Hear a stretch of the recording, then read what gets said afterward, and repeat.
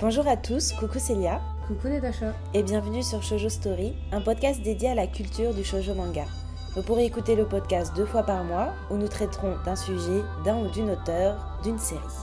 Nous sommes heureuses de vous accueillir pour ce 17e épisode qui sera le dernier épisode de la saison 1 sur nos coups de cœur été.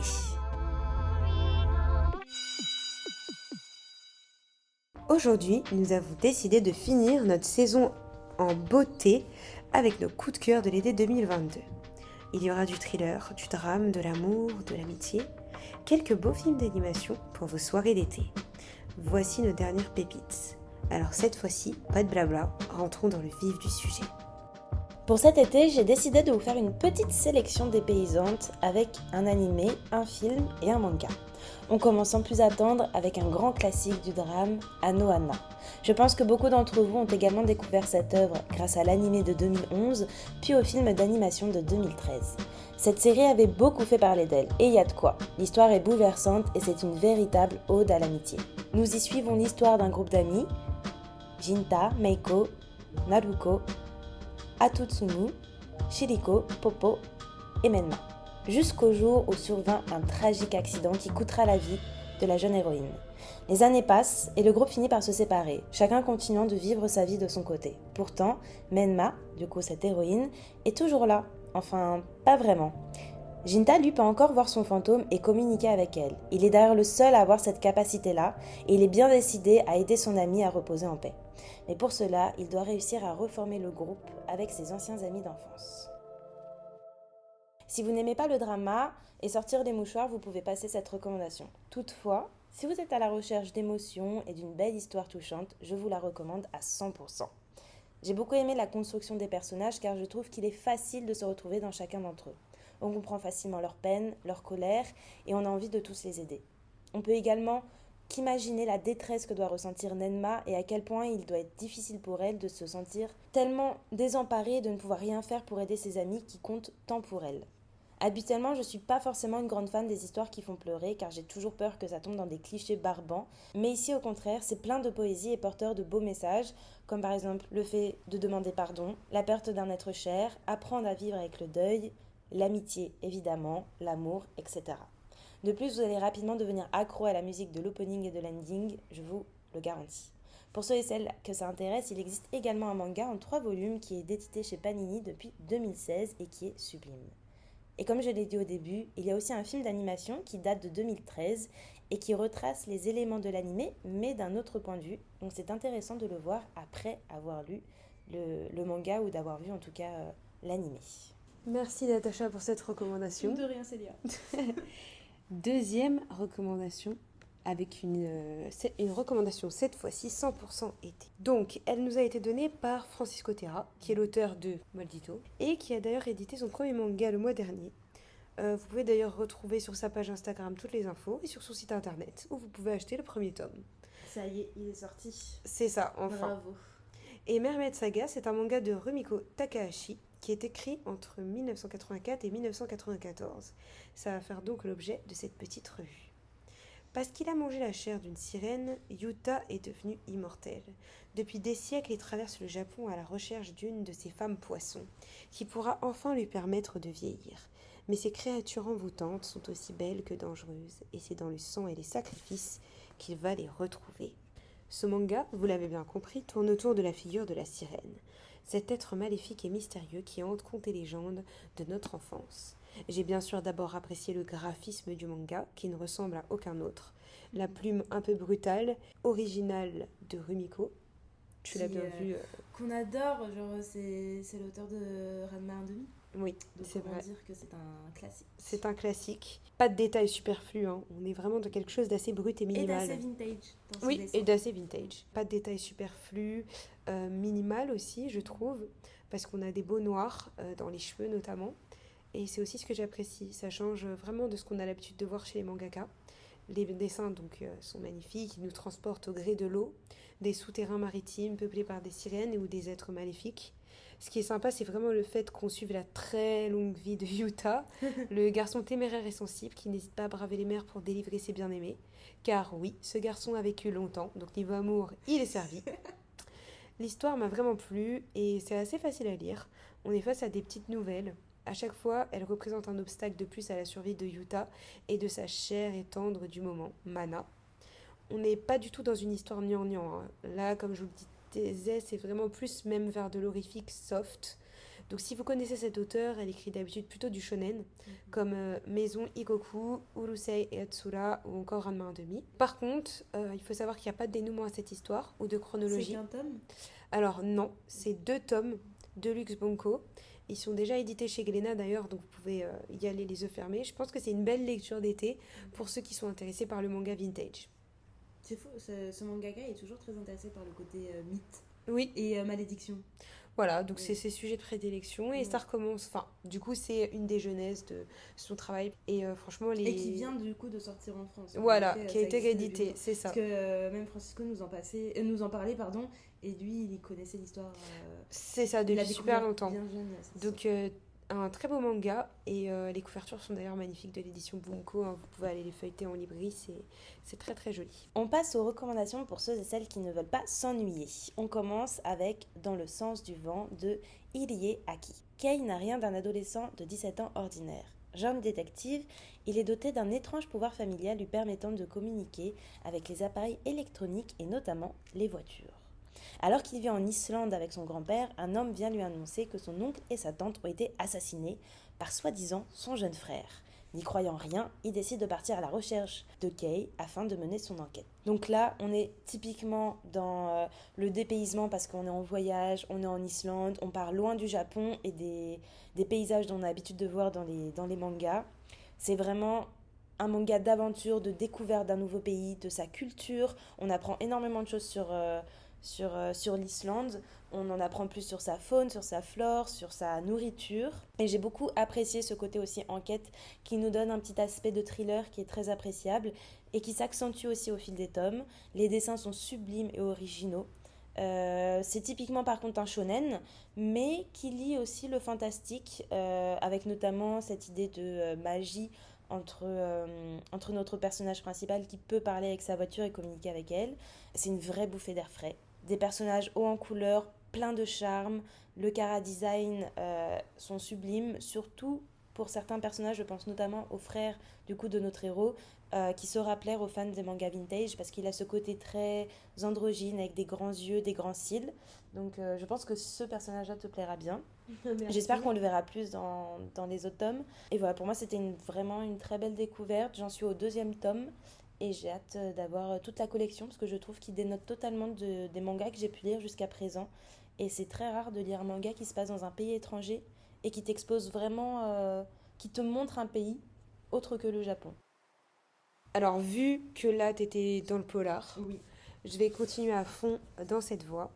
Un deuxième manga que j'ai lu, et d'ailleurs que j'ai lu grâce à toi, Natacha, merci de me l'avoir offert De rien. pour l'été, c'est Time Shadows, Summertime Rending de Tanaka Yasuki, qui a été écrit en 2019. C'est un manga CNN assez récent, donc qui mêle le polar, le surnaturel, le drame et un petit peu de romance.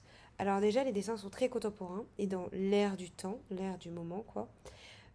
Moi, j'ai un peu plus l'habitude de mangas plus vieux, notamment dans les dessins.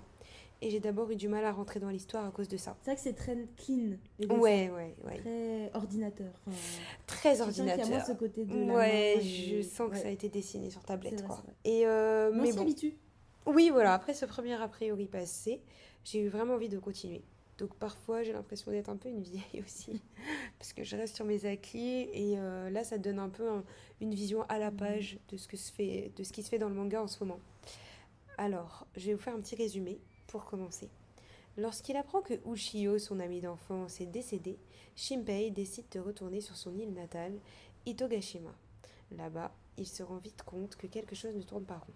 S'il s'agissait d'une mort accidentelle, pourquoi une autopsie a-t-elle été réalisée? Qu'a bien pu voir Mio, la petite sœur d'Ushio?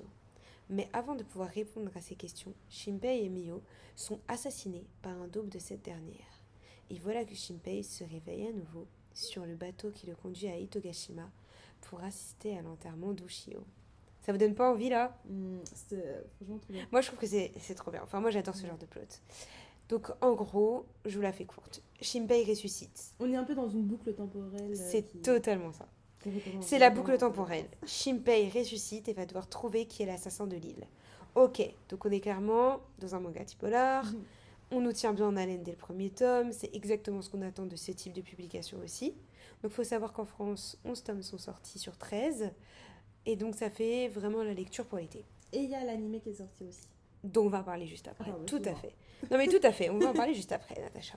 Et c'est vrai qu'on est bloqué sur cette petite île dans une boucle temporelle, comme tu disais, avec ces fameux assassins. Donc je vais pas vous dévoiler tout de suite l'identité, même si moi-même j'ai quelques infos, mais voilà, j'ai pas été encore assez loin dans l'histoire. Donc ensuite, il faut savoir, comme tu disais, Natacha, qu'il va y avoir une adaptation en anime. Je crois qu'elle a commencé à sortir ou elle C'est est déjà ça, sortie, ouais. en 2022. Et je sais pas si tu as vu les images. Qui sont très fidèles au manga. Ouais, totalement. C'est très beau. Et c'est vrai qu'après, il faut vraiment voir comment les personnages vont bouger, parce que comme c'est un animé où les personnages sont beaucoup en action et utilisent notamment des armes, ce genre de choses, bah on a vraiment envie de voir comment ça a été animé, quoi. Et je pense qu'on va en reparler de toute manière, parce que j'aimerais bien essayer de continuer cette série qui a l'air très intéressante. J'ai vu les jaquettes là, j'ai vu des trucs qui me plaisent dans les jaquettes. Donc je pense que je vais continuer. Si vous lisez de votre côté le manga ou que vous regardez, n'hésitez pas à nous dire ce que vous avez pensé de la diffusion. D'ailleurs, c'est Disney+, qui en assure la diffusion. Ayumu Watanabe, qui a fait Children of the Sea, réalisera l'anime. Hiroshi Seko, qui a fait Mob Psycho, qui a fait Jujutsu Kaisen, qui a fait Shingeki no Kyojin, se charge des scripts et de la composition de la série. Et Miki Matsumoto, qui a fait Angel of the Death, et le caractère design du projet. Donc on n'a que des gros noms. Normalement, avec l'opening qui est dispo, on a une petite bande-annonce qui normalement nous propulse directement dans l'île avec Shinpei. Franchement, j'ai vu les trucs, c'était vraiment pas mal. Et c'est fou parce que du coup, Children of the Sea, c'est ce dont je vais parler juste après. Et ben voilà. Et ben les enfants de la mer, qui dit été, dit mer. Et oui, qui dit été, dit mer. Et bien pour cette dernière recommandation de ma part, je vous emmène avec moi au Japon et plus particulièrement à Tokyo pour retrouver Luca dans une aventure inoubliable dans le film Les enfants de la mer sorti en 2019. Luca est une jeune collégienne qui a du mal à se faire des amis. Après avoir blessé une camarade de classe, elle part se réfugier dans l'aquarium dans lequel son père travaille. Là-bas, elle fait la rencontre d'Umi et de son frère Sora. Tous les deux sont des enfants de la mer, c'est-à-dire qu'ils ont été élevés depuis bébé par des dugongs, je ne sais pas exactement comment ça se prononce, mais c'est des animaux proches cousins des lamantins. Je n'en dis pas plus, mais préparez-vous à un voyage sensoriel inoubliable. J'ai été subjuguée par la beauté des dessins, ils sont incroyables, et j'avais envie de mettre pause toutes les 2 secondes pour prendre une capture d'écran. Le studio 4 degrés arrive à intégrer de manière remarquable la 2D et la 3D, sans que cela ne dénote ou fasse mal aux yeux. Il y en a certains qui devraient prendre exemple là-dessus, je pense à certaines saisons de SNK. Voilà, à un certain moment du film, j'avoue m'être sentie un peu perdue car l'histoire prenait une tournure un peu psychédélique, donc je ne m'attendais pas du tout. Mais finalement, cela va bien avec l'aspect mystique de l'histoire. Et encore une fois, les images sont si belles qu'on regarde cela avec les étoiles plein les yeux et on se laisse vraiment porter par la beauté des images. D'ailleurs, ce film a été présenté au Festival d'animation d'Annecy, rien que ça. Et la bande-son a été composée par le grand Joe Hisaishi, dont je n'ai pas besoin de vanter la renommée. Et si avec ça, j'ai pas réussi à vous convaincre de le voir, je sais plus quoi vous dire. Ah, si peut-être le fait que Les Enfants de la mer, c'est pas juste un bon film, c'est aussi un message important, celui sur l'écologie et la disparition de nombreuses espèces marines. Il nous fait relativiser sur à quel point l'humain est infiniment petit dans l'univers et qu'il faut apprendre à vivre en faisant attention à ce qui nous entoure. De mon côté, c'est vraiment un véritable coup de cœur et je pense bien me procurer la version manga de Garashi Daisuke qui a l'air tout aussi sublime. Et on continue avec un film d'animation. Encore un film d'animation et on va finir sur cette note-là. Natacha, on va finir sur un de mes plus gros coups de cœur de l'été 2019. Donc ça remonte un petit peu, mais j'avais envie de le placer une fois dans un podcast et je pense que c'est le bon moment. C'est un film magnifique dont je t'ai beaucoup parlé qui s'appelle Big Fish and Begonia. Oui. C'est un film d'animation chinois co-réalisé et coproduit par Xuan Liang et Chen Sang, sorti en 2016. Ce long métrage s'inspire vraiment d'anciennes légendes traditionnelles chinoises et notamment le taoïsme. On y voit clairement aussi une grande inspiration du studio Ghibli.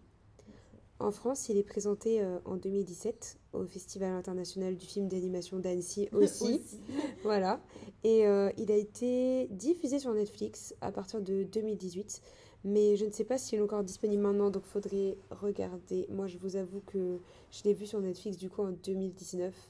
Donc ça fait un bout de temps. Mais je pense qu'il est facilement trouvable. Moi aussi, je pense qu'il est facilement On trouvable vous en fait streaming. confiance. Et voilà, donc maintenant je vais vous raconter la petite histoire et ensuite on va passer à une petite analyse. Alors Chun, c'est une jeune adolescente qui vit dans un monde situé sous les fonds marins. Ce pays est étroitement lié à celui des humains. Les êtres qui peuplent ce monde ne se considèrent pas comme des dieux, mais comme les autres. Des individus capables de contrôler la nature, le temps, les marées et le changement des saisons. Leur mission est de veiller sur l'âme des vivants en les protégeant après leur mort.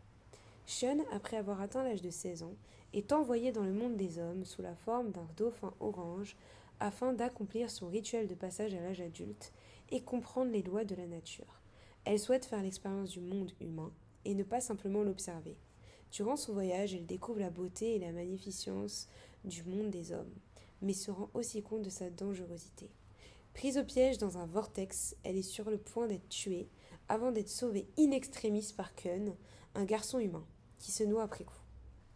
Consommée par la culpabilité, Shun décide de s'opposer aux interdictions de son monde et se lance dans une aventure épique pour redonner vie au jeune homme. Elle devient protectrice de son âme et le protège vigoureusement contre tous ceux qui pourraient la gêner dans son périple, y compris sa propre famille. Natacha, vous la voyez pas, mais elle fait une petite tête en mode genre... Intéressant. Intéressant. Genre, dans ma tête, c'est je note pour regarder plus tard. Le film d'animation, il est imaginé pendant une nuit de sommeil. Donc en 2004, donc par les deux auteurs qui se sont préparés à participer à une campagne publicitaire qui était organisée dans le but de gagner un certain nombre d'argent. Le premier a un rêve, celui d'un poisson qui grandit et devient extrêmement gros. À son réveil, il raconte son rêve à son futur co-réalisateur et ce dernier est conquis par cette idée. L'idée donc est d'abord incorporée dans cette fameuse publicité qu'il réalise en 2004, qui dure 7 minutes et qui est appelée Big Fish and Chinese Flowering Crab Apple, qui est produit en flash. Donc une petite fille prend une baleine, la garde dans une tasse, la baleine grandit et finalement seul le ciel peut l'accueillir. Je trouve ça grave poétique. Ouais, c'est très beau. Je trouve ça super beau. Et cette magnifique épopée, en fait, elle célèbre vraiment l'eau. Et c'est pourquoi je me voyais mal, en fait, ne pas vous en faire la revue dans le podcast. Avec des dessins aux allures de gravure sur bois, les co-réalisateurs nous plongent dans une époque où l'eau recouvrait la terre et où les seules créatures vivantes étaient des poissons géants à âme humaine. Le film parle vraiment de cette idée de la métamorphose dans un environnement fluide et changeant. La mer, le ciel ne font qu'un. La frontière entre la vie humaine et l'océan s'efface pour mettre au premier plan une romance entre deux adolescents sous fond de magie chinoise dans un univers totalement imagé et alternatif. On comprend aussi que les auteurs nous parlent autant de métamorphose physique, mais aussi de transition vers l'âge adulte, vers un autre possible.